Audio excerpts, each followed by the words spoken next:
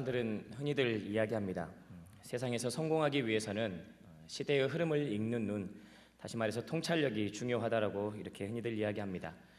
특히나 하루가 다르게 급변하는 오늘날 치열한 경쟁을 이겨내고 앞서가기 위해서는 무엇보다도 시대의 흐름을 읽는 눈이 매우 중요하다라고 이렇게 이야기합니다. 지금은 우리 학생들이나 또 일반인들에게 인강이라고 불리우는 인터넷 강의가 매우 보편화되어 있습니다. 하지만 2000년대 초만 하더라도 인터넷으로 강의를 한다는 것 자체가 매우 생소했고 또 장비도 그 당시에는 제대로 갖추어지지 않았습니다. 그러한 때에 M사라는 그런 한 업체가 등장을 하게 됩니다. 그 업체는 한국 사람들의 높은 교육열 그리고 인정받은 강사의 실력을 바탕으로 온라인 교육을 실시하기 시작하였습니다. 점차 발전되는 IT 기술과 또 한국 사람들의 높은 교육열을 조합해서 새로운 그런 교육의 길을 제시했던 것입니다. 결국 그 업체는 한국 교육 시장의 대표적인 브랜드로 자리 잡았고 현재는 전 세계의 온라인 시장까지 넘보고 있다라고 합니다. 이렇듯 세상의 흐름과 그 주류를 읽고 또 거기에 맞는 계획과 사업 전략을 수립할 때에 그 기업은 성공할 수가 있습니다. 시대의 흐름을 보는 눈, 그 시대의 흐름을 바라볼 수 있는, 미리 예견할 수 있는 그런 통찰력이 얼마나 중요한가를 우리에게 잘 알려주는 그런 사실입니다. 세상에서의 성공에 있어서 이러한 통찰력이 중요하다면, 이러한 눈이 중요하다면 신앙생활을 해가는 우리에게 있어서는 무엇이 중요할까요? 성공적인 신앙생활, 다시 말해서 하나님께 인정받는 그러한 신앙생활을 위해서는 무엇이 중요할까요? 한마디로 말하자면 우리가 영적인 안목, 영의 눈을 갖는 것이 매우 중요하다라고 할 수 있습니다. 우리 함께 한 목소리로 따라하도록 하겠습니다. 영의 눈을 밝혀야 한다. 다시 한번 고백하겠습니다. 영의 눈을 밝혀야 한다. 세상에서의 성공을 위해서 앞서 말씀드린 바와 같이 세상의 흐름을, 시대의 흐름을 읽을 수 있는 그런 통찰력이 중요하다면 신앙에서의 성공을 위해서는 영의 눈을 갖는 것이 중요합니다. 그냥 영의 눈을 갖는 것이 아니라 그 영의 눈이 밝혀 있어야 한다는 사실입니다. 오늘 본문 말씀에 나오는 두 명의 제자는 엠마오로 가는 길에 예수님을 만났습니다. 예루살렘에서 3시간 정도 시간이 걸리는 엠마오로 가는 길에 부활하신 예수님을 그 두 명의 제자들은 만났습니다. 그리고는 그 예수님과 직접 대면하여서 이야기를 나누고 또 동행하면서 함께 길을 걸어갔습니다. 많은 크리스천들이 꿈꾸는 모습입니다.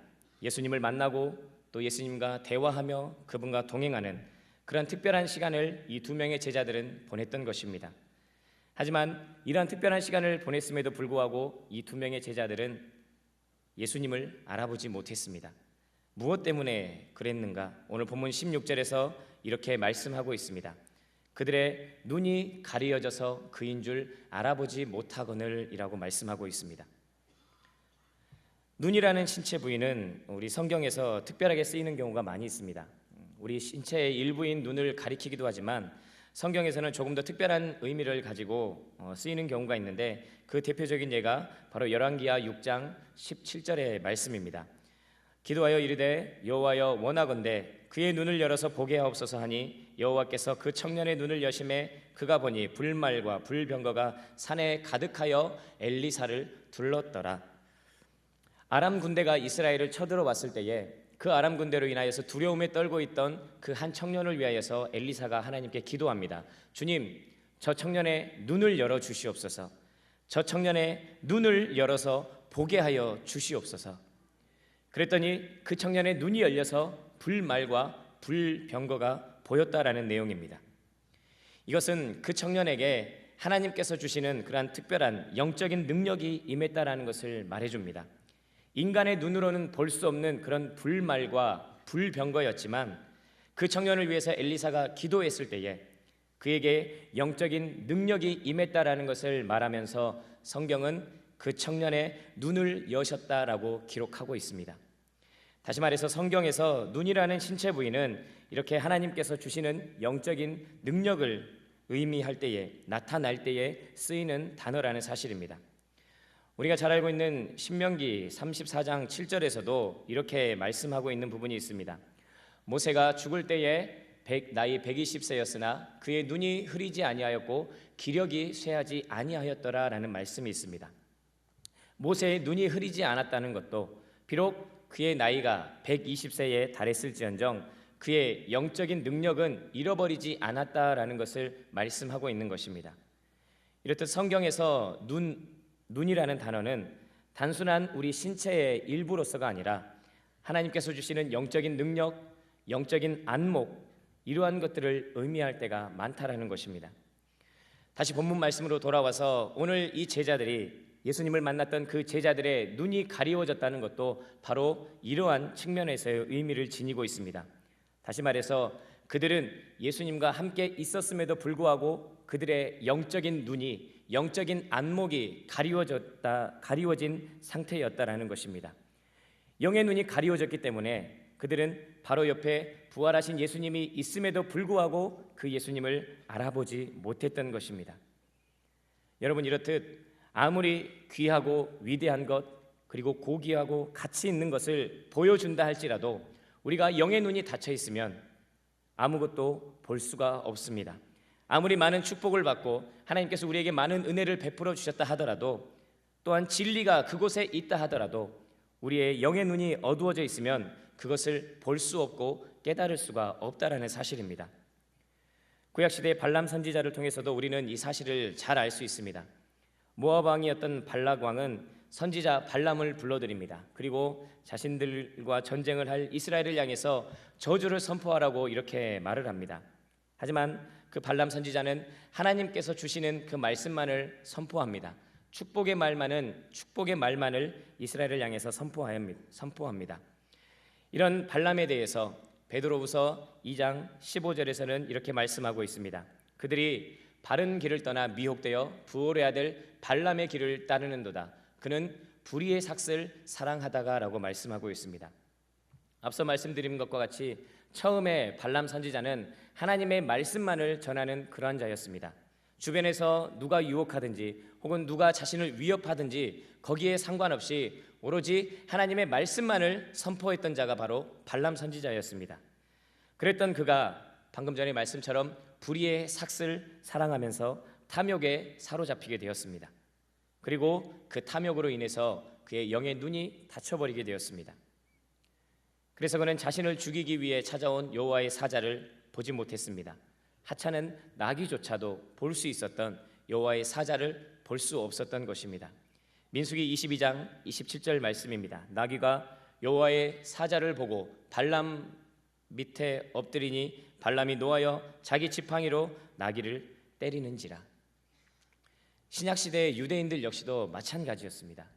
그들은 자신들이 애타게 그렇게 기다렸던 메시아이신 예수님이 오셨지만 예수님을 알아보지 못했습니다. 자신들은 소경이 아니라고 한사코 주장했지만 그들의 눈은 예수님을 알아보지 못했습니다. 여러분, 이렇듯 우리 인간에게 있어서 영의 눈이 닫히고 또 영의 눈이 어두워지면 정말로 우리가 보아야 할 것을 보지 못하게 됩니다. 축복을 축복으로 보지 못하고 깨닫지도 못합니다. 누구나 볼 수 있는 것조차도 볼 수가 없게 됩니다. 이단에 빠진 사람들을 보십시오. 우리 주변에서 보면은 빤히 이단인 것 같고 잘못된 것 같고 이상한 것 같지만 정작 본인은 깨닫지 못하고 또 자신의 그 상황을 돌아보지 못합니다. 무엇이 잘못되고 또 어떻게 해야 하는지를 깨닫지를 못합니다. 왜냐? 그만큼 그들의 영의 눈이, 영적인 안목이 닫혀져 버렸기 때문입니다.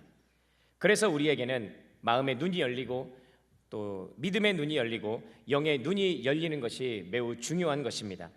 에베소서 1장 18절에서는 이렇게 말씀하고 있습니다. 너희 마음의 눈을 밝히사 그의 부르심의 소망이 무엇이며 성도 안에서 그 기업의 영광이 풍성함이 무엇이며 라고 말씀하고 있습니다. 우리의 마음의 눈이 밝혀지고 우리의 믿음의 눈이 밝혀지고 영의 눈이 밝혀져야지 우리를 부르신 그 주님의 소망, 우리를 부르신 그 주님의 그 기업의 영광의 풍성함이 무엇인지를 깨달을 수 있고 바라볼 수 있게 된다라는 것입니다. 믿음의 조상 아브라함, 예수님이 오기 전 2000년 전 사람이었음에도 불구하고 예수님을 보았다라고 성경은 말하고 있습니다. 예수님께서 태어나시기 전에 이스라엘을 다스렸던 다윗 왕이었지만 그는 그 예수님을 향해서 주님이라고 고백을 하고 있습니다. 그만큼 그들에게는 믿음의 눈이 그리고 영의 눈이 열려 있었다라는 것을 우리에게 잘 알려주고 있는 것입니다. 믿음의 눈이 열리고 또한 영의 눈이 밝혀지면 이렇게 머나먼 일이라도 우리가 믿음을 통하여서 볼 수 있게 됨을 믿습니다. 사실을 사실로 볼 수 있고 진리를 진리로 볼 수 있습니다. 그것뿐만이 아닙니다. 믿음의 눈이 열리고 영의 눈이 밝혀지면 세상에 현혹되지 아니하고 세상의 풍조와 기류에 휘말리지 않게 됩니다. 절망 속에서도 희망을 볼 수 있고 패배 속에서도 승리를 볼 수가 있습니다.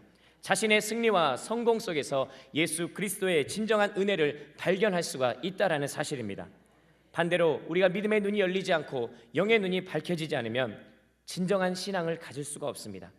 나는 교회에 다녔고 열심히 신앙생활을 했다라고 생각할 수는 있지만 내가 너를 도무지 알지 못하겠노라라는 주님의 가슴 아픈 책망을 듣게 될 뿐입니다. 아무리 교회에서 열심히 봉사하고 또 헌신을 한다고 해도 많은 헌금을 내서 열심히 신앙생활을 한다고 하더라도 영의 눈이 열리지 않으면 그것은 하나님께서 원하시는 신앙생활이라고 할 수가 없습니다. 그것은 하나님과 무관한 나 혼자만의 열심일 뿐이고 나 자신의 만족만을 위한 그런 행위에 불과합니다. 특별히 이 시간 함께하고 있는 여러분 모두에게 믿음의 눈이 그리고 영의 눈이 열려지시기를 주님의 이름으로 축원합니다. 환경과 조건을 초월해서 역사하시는 그런 하나님의 역사하심을 바라볼 수 있는 영적인 눈이 밝혀지시기를 원합니다. 그래서 진정으로 주님께 인정받고 또 매일매일 승리가 임하는 성공적인 신앙의 길을 열어가시는 여러분들 모두가 되시기를 주님의 이름으로 축원합니다. 그렇다면 우리의 믿음의 눈은 어떻게 열리게 되는 것일까요? 영의 눈이 밝혀지기 위해서는 우리가 어떻게 해야 하는 것일까요? 오늘 본문 27절에 그 답이 있습니다. 이에 모세와 모든 선지자의 글로 시작하여 모든 성경에 쓴 바 자기에 관한 것을 자세히 설명하시니라. 예수님께서는 믿음의 눈이 닫혀지고 또 영의 눈이 어두워졌던 그 제자들을 향해서 믿음의 눈이 닫히고 영의 눈이 가리워져서 자신을 알아보지 못하고 슬픈 얼굴빛을 하고 있던 그 두 명의 제자들을 향해서 말씀을 전하셨습니다. 예수님에 관한 그 말씀들을 하나하나 일일이 풀어주셨습니다. 영의 눈이 가리워졌다고 해서 예수님께서 직접 그 눈에 대고 안수기도를 하신 것이 아니었습니다. 눈에 보이는 어떤 특별한 은사를 체험하게 하신 것도 아니었습니다. 예수님께서 그들에게 하신 것은 오로지 이 생명의 말씀, 주님의 말씀을 풀어주셨던 것입니다. 그러자 두 제자의 마음이 뜨거워지기 시작합니다. 그리고는 부활하신 예수님을 바라보게 됩니다. 말씀을 통해서 믿음의 눈이 열리고 또한 영의 눈이 밝혀지자 예수님을 알아차리게 되었던 것입니다. 이렇듯 우리의 영의 눈은, 믿음의 눈은 무엇을 통해서 밝혀지느냐? 바로 주님의 말씀을 통하여서 밝혀진다라는 사실입니다. 어떤 특별한 은사를 체험하거나 또 안수기도를 받았다고 해서 우리의 영의 눈이 밝혀지는 것이 아닙니다. 주님의 말씀을 들음으로써 오직 생명의 말씀을 통하여서 우리의 영의 눈이 밝혀진다라는 사실입니다. 그래서 로마서 10장 17절에서는 우리에게 이렇게 말씀하고 있습니다. 그러므로 믿음은 들음에서 나며 들음은 그리스도의 말씀으로 말미암았느니라. 우리가 잘 아는 종교개혁자 마틴 루터가 있습니다. 그는 원래 투사적이고 전투적인 인물이 아니었다라고 합니다.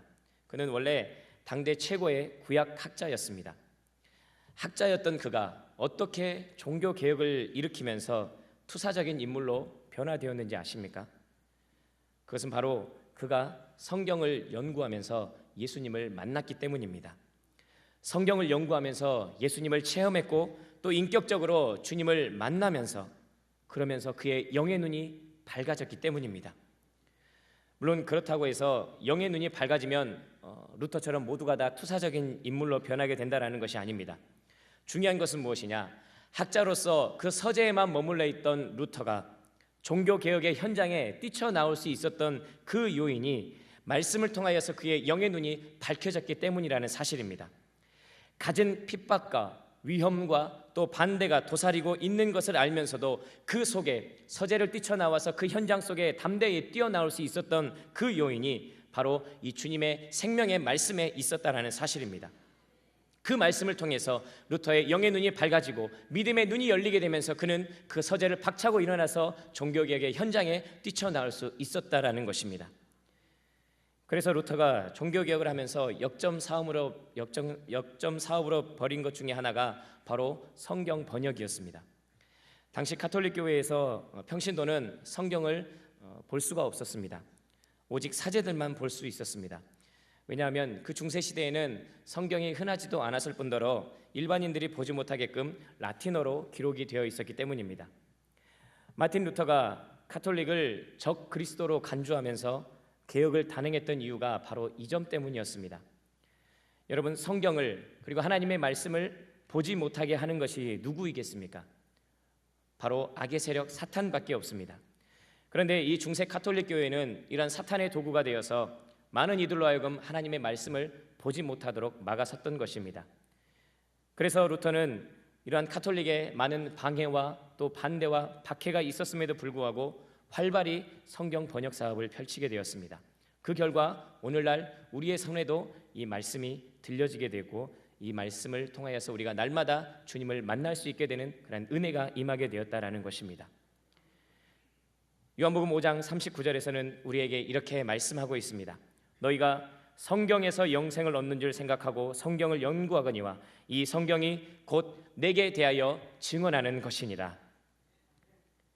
예수 그리스도에 대한 증언의 말씀, 이 말씀 안에 영생이 있고 구원이 있음을 믿으시기를 바랍니다. 이 말씀을 통해서만 우리의 영의 눈이 밝혀지게 된다는 것을 믿으시기를 바랍니다. 말씀을 듣고 말씀을 볼 때에 우리가 하나님의 뜻을 깨닫게 됩니다. 그리고 그 말씀을 통해서 우리가 영적인 안목을 가지고 세상 속에서 살아갈 수 있게 됩니다. 그러면 우리가 눈앞의 상황 하나하나에 일희일비하지 않고 흔들리지 않고 믿음의 길을 갈 수 있게 됩니다. 고난이 왔다라고 해서, 내가 생각지 못한 상황이 펼쳐졌다고 해서, 내 생각으로는 도저히 이해할 수 없는 상황들이 펼쳐졌다라고 해서 하나님을 원망하거나 혹은 다른 사람들을 원망하면서 사는 것이 아니라 그 안에서 더 크고 신비한 하나님의 뜻을 알게 되고 감사하면서 살아갈 수 있게 된다라는 것입니다. 이러한 점을 알기 때문에, 이러한 점을 너무나도 잘 알기 때문에 사탄은 중세 가톨릭 교회에서처럼 우리들로 하여금 하나님의 말씀을 듣지 못하게 하고 보지 못하게 하는 것입니다. 성경을 펴서 말씀을 보려고만 하면 금세 잠이 오게 하고, 강단에서 말씀이 선포되어지면 그 말씀보다도 다른 소리에 귀가 더 기울여지게 됩니다. 여러분, 우리는 이러한 사탄의 세력을 분별하고 이겨내야 합니다. 말씀을 보지 못하게 하고 듣지 못하게 하는 것은 단지 내가 피곤해서가 아니라 영의 눈을 어둡게 하려는 사탄의 계략임을 우리가 반드시 분별하고 이겨내야 한다는 것입니다. 예수님의 이름으로 선포하면서 기도하면서 말씀을 듣고 보아야 한다는 사실입니다. 일이 바쁘니까, 내가 피곤하니까 쉬어야 한다고 하면서 말씀을 보지 않아도 될 그러한 정당한 이유를 만들려고 하지 마십시오. 그 어떤 경우에도 우리가 말씀을 보지 않고 말씀을 듣지 않고 말씀을 먹지 않아도 될 정당한 이유는 존재하지 않습니다. 항상 하나님의 말씀을 가까이 하는 여러분들 되시기를 주님의 이름으로 축원합니다. 지난해부터 우리 청소년부에서도 이 말씀을 가르치는 그런 신앙 훈련을 시작하였습니다. 말씀이 없는 신앙생활은 자기 주관에 빠지게 되고 또 자기 만족을 위한 신앙에 머무를 수밖에 없기 때문에 우리 청소년들에게도 이런 말씀을 통하여서 신앙 훈련을 해야겠다라는 생각이 들어서 지난해부터 시작하고 있습니다. 여러분, 이 하나님의 그 생명의 말씀, 이 말씀 중심의 삶을 살아가는 여러분들의 삶이 되시기를 간절히 원합니다. 또 주님의 말씀이 선포될 때에 판단하거나 의심하는 마음으로 말씀을 듣지 마시고 순종하고자 하는 마음으로 주님의 말씀을 들으시기를 바랍니다. 매일매일 하나님과 약속을 정해놓고 주님의 그 말씀을 묵상하기를 바랍니다. 그 말씀이 우리의 영을 살찌우고 또 우리의 영의 눈을 밝혀줘서 결국에는 우리를 살리게 된다는 사실을 반드시 기억하시는 여러분들 되시기를 주님의 이름으로 축원합니다. 그런데 여기에서 우리가 기억해야 할 것이 있습니다. 그것은 바로 사탄은 우리로 하여금 말씀을 보지 못하게 하고 듣지 못하게 할 뿐만 아니라 말씀을 망각하게 한다라는 사실입니다. 우리 인간이 지닌 기억력의 한계 때문에 말씀을 잊기도 하지만 그것보다도 사탄은 우리를 조급하게 하고 또 바쁘게 하면서 말씀을 잊어버리게 만듭니다. 삶 속에서 말씀을 항상 기억하면서 말씀을 항상 우리 안에서 회상하면서 살아가는 것이 아니라 조급하게 하고 바쁘게 하면서 우리 안에 주님의 그 말씀을 듣고 본 후에 잊어버리게 한다는 것입니다. 말씀에 대한 망각, 이런 말씀에 대한 잊어버림은 우리에게 불신앙을 가져다 줄 수밖에 없습니다. 오늘 본문에 앞선 누가복음 24장 전반부에 보면은 무덤을 찾은 여인들이 사라진 예수님의 시신으로 인해서 슬픔과 근심에 차 있는 그런 장면이 등장합니다. 그런데 그때 천사가 나타나서 그들에게 무엇라고 말을 하느냐? 누가복음 24장 6절 말씀입니다. 여기 계시지 않고 살아나셨느니라. 갈릴리에 계실 때에 너희에게 어떻게 말씀하셨는지를 기억하라라고 말하고 있습니다. 그러면서 그 천사는 주님께서 하신 말씀을 그들에게 다시 전해줍니다. 그러자 여인들은 그 주님의 말씀을 다시 기억하면서 부활의 기쁨을 전하면서 나아가게 됩니다. 말씀을 잊어버리고 있을 때에는 불신앙으로 인해서 슬픔과 근심 가운데 가득 차 있었던 여인들이었지만 이 주님의 천사를 통하여서 주님의 말씀을 기억하게 되었을 때에는 부활의 기쁨을 전하는 그런 삶으로 변화되게 되었다라는 것입니다. 우리가 잘 알고 있는 베드로와 유다의 차이점도 바로 여기에 있습니다. 제가 말씀을 묵상하면서 보았던 내용인데 둘 다 똑같이 베드로와 유다 예수님의 제자였고 또 예수님에게 잘못을 저질렀던 그러한 제자였습니다. 그런데 베드로는 예수님을 세 차례에 걸쳐서 부인한 후에 돌이켜서 자신을 바라보는 예수님의 눈빛을 보게 됩니다. 그리고는 그 눈빛을 보게 되고 그 후에 주님께서 자기에게 하셨던 그 말씀을 생각하게 되고 기억하게 됩니다. 그리고는 나가서 심히 통곡하고 회개하면서 다시 주님께로 돌아오게 되었습니다. 누가복음 22장 61절에서 이렇게 우리에게 증언하고 있습니다. 주께서 돌이켜 베드로를 보시니 베드로가 주의 말씀 곧 오늘 닭울기 전에 내가 3번 나를 부인하리라 하심이 생각나서 밖에 나가서 심히 통곡하니라 라고 말씀하고 있습니다. 이에 반해서 유다는 성경 어느 곳을 보더라도 주님의 말씀을 기억했다, 주님의 말씀을 생각했다, 이러한 기록이 없습니다. 분명히 주님께서는 그 전에 제자들과 함께 마지막 만찬을 나누실 때에도 유다에게 말씀하셨습니다. 나와 함께 그릇에 손을 넣는 자 그가 나를 팔게 될 것이다. 그는 차라리 태어나지 않았으면 좋았을 뻔하였다라고 이렇게 예수님께서 말씀하셨습니다. 하지만 유다는 베드로와 달리 이러한 그 주님의 말씀을 기억하지 못하고 생각하지 못하였습니다. 말씀을 기억하지 못하고 베드로처럼 그 말씀을 생각하면서 통곡하면서 회개하고 돌이키지 못하였고 단지 스스로 뉘우쳤을 뿐이었습니다.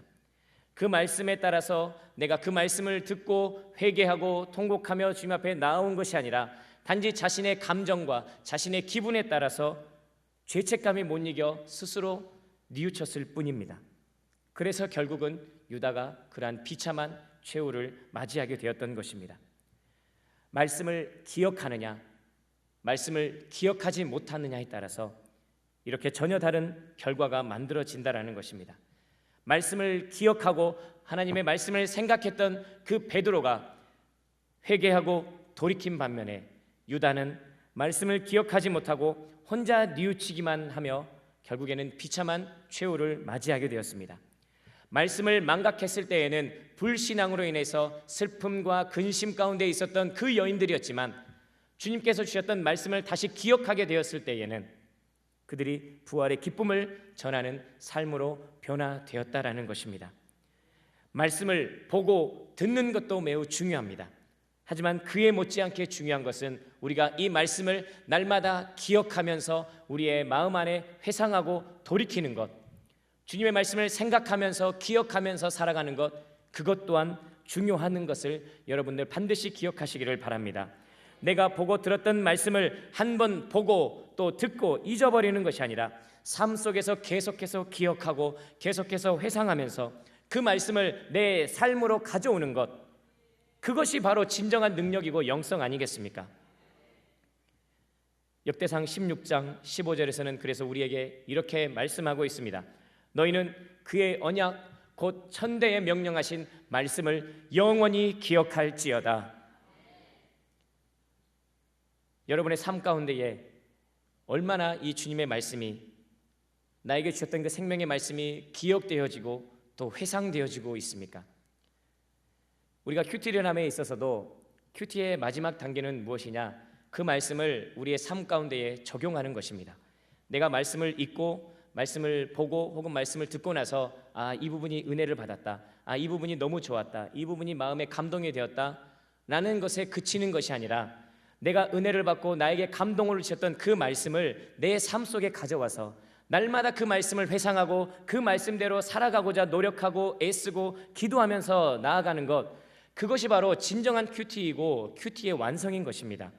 그리고 그렇게 우리의 삶 속에서 그 주님의 말씀을 회상하며 기억하면서 주님을 닮아가고자 애쓰며 살아가는 것, 주님을 닮아가는 것, 그것이 바로 진정한 영성입니다. 내가 무슨 기도의 능력이 있어서 치유의 은사를 갖고 어떤 특별한 은사를 나타내는 것, 그것이 영성이 아니라 내가 삶 속에서 예수님을 진정으로 닮아가는 것, 그것이 바로 진정한 영성이고 진정한 능력이라는 사실입니다. 망각은 신의 선물이라고 사람들은 이야기합니다. 하지만 말씀에 대한 망각은 사탄의 회방에 불과합니다. 사탄은 우리의 마음을 분주하게 해서 말씀을 잊어버리게 합니다. 또한 우리의 마음을 완악하게 하고 우리의 마음 가운데에 굳은 마음을 주면서 말씀을 잊어버리게 합니다. 신약시대의 바리새인들, 그들 역시도 그들의 굳은 마음, 완악한 마음 때문에 예수님의 말씀을 들었지만 그들은 기억하지 못하고 망각해버렸습니다. 출애굽했던 이스라엘 백성들 역시도 마찬가지였습니다. 모세를 통해서 또 수많은 선지자들을 통해서 하나님의 말씀을 전하였지만 그들의 굳은 마음, 그들의 완악한 마음으로 인하여서 이 말씀을 기억하지 못하고 망각해버렸습니다. 우리 안에도 이러한 굳어진 마음, 완악한 마음이 있을 때에 말씀을 듣고도 말씀의 은혜를 받고도 잊어버리게 된다라는 사실입니다. 이러한 완악해진 마음, 혹여 우리 안에 이러한 굳어진 마음이 있다라면 이러한 마음을 제하여 버리고 말씀을 기억하게 하기 위해서 우리가 어떻게 해야 되느냐? 다른 것이 아닙니다. 우리가 주님 앞에 간절히 기도하며 성령의 은혜를 구하며 나아갈 때에 그 성령께서 우리의 굳은 마음을 제하여 버리시고 부드러운 마음으로 변화시켜 주실 것입니다. 에스겔 36장 26절 말씀입니다. 또 새 영을 너희 속에 두어 새 마음을 너희에게 주되 너희 육신에서 굳은 마음을 제거하고 부드러운 마음을 줄 것이며, 우리가 기도할 때에 성령께서 우리로 하여금 굳어진 마음, 우리 안에 있은 그 완악한 마음을 제거하여 주실 것입니다. 그리고 그 주님의 은혜로 말미암아, 그 성령으로 말미암아 우리에게 은혜로 주셨던 그 말씀을 기억나게 하실 것입니다. 여러분들, 주님의 이 말씀을 날마다 기억하면서, 특별히 날마다 기도하면서 주님의 이 말씀을 회상하며 또 기억하며 살아가실 수 있는 여러분들 되시기를 바랍니다. 이제 말씀을 맺도록 하겠습니다. 주님께 인정받는 진정한 신앙생활은 그저 교회만 다니는 생활이 아닙니다. 내 열심으로 혹은 나 자신의 만족만을 위한 신앙생활 역시 하나님과는 무관한 것입니다. 믿음의 눈, 그리고 영의 눈을 갖고 하나님의 뜻을 행하면서 살아가는 자라야 비로소 주님께 인정받는 그런 진정한 그리스도인이라고 할 수 있습니다. 그 믿음의 눈, 영의 눈은 오로지 생명의 말씀을 통해서 열리게 되고 밝혀진다는 사실을 여러분들 꼭 기억하시기를 바랍니다. 특별한 은사, 다른 방법이 있는 것이 아닙니다. 오직 하나님의 말씀을 통해서, 주님의 이 생명의 말씀을 통해서 우리의 영의 눈이 밝혀진다는 것을 반드시 기억하시기를 바랍니다. 말씀을 보지 못하게 하고 듣지 못하게 하는 사탄의 회방을 분별하고 이겨내시기를 바랍니다. 여러분의 삶이 말씀 중심의 삶이 되시기를 바랍니다. 그리고 기도할 때에, 우리가 기도할 때에 역사하시는 그 성령을 통해서 여러분의 일상과 삶 속에서 항상 하나님의 말씀을 기억하고 되새기시기를 바랍니다. 그 말씀이 여러분의 삶을 이끌어갈 수 있도록, 그 말씀이 여러분의 삶을 주관할 수 있도록 여러분들 기도하시기를 바랍니다. 그래서 단 한 번뿐인 이 우리의 인생, 정말로 하나님께 인정받고 또 삶 속에서 하나님의 은혜와 축복이 넘치는 그런 여러분의 믿음 생활을 이루어 가시는 여러분들 모두가 되시기를 주님의 이름으로 간절히 축원합니다.